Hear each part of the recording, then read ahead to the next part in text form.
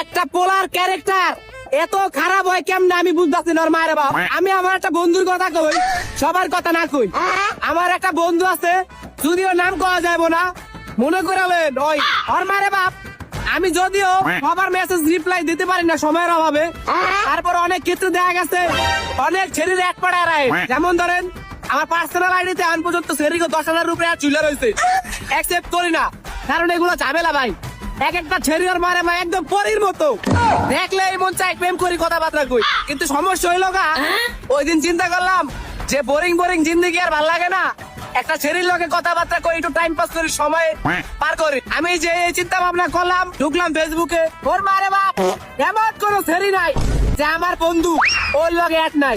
ভাই বিশ্বাস করেন 10,000 ছেড়ি থাকলে 10,000 লগে অ্যাড আছে, তাইলে বুঝনের মারে বাবার ক্যারেক্টারটা কত খারাপ হয়, কত বড় নির্লজ্জ বেহায়া। ওর ক্যারেক্টারটা কেমন হইতে পারে? একটা ফ্রেশ সেরি আমি পাইলাম না ভাই, যারই অ্যাড অ্যাকসেপ্ট করতে চাই দুইটা দেই মিউচুয়ালে আমার বন্ধু আছে।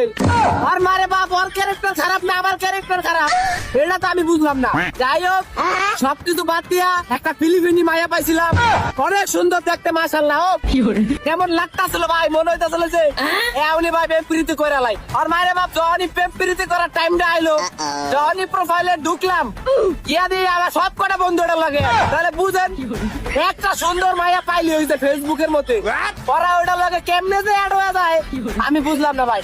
আর এরকম বন্ধু বান্ধব ভাই খালি আমার না, সবারই আছে। তো ভাই এরকম বন্ধু বান্ধব থাকলে একটু মেনশন দেন। সুধীর বুধ কাম কাজ নাই খায়া লয়া খালি সেরে গো পিছে পড়ে থাকো।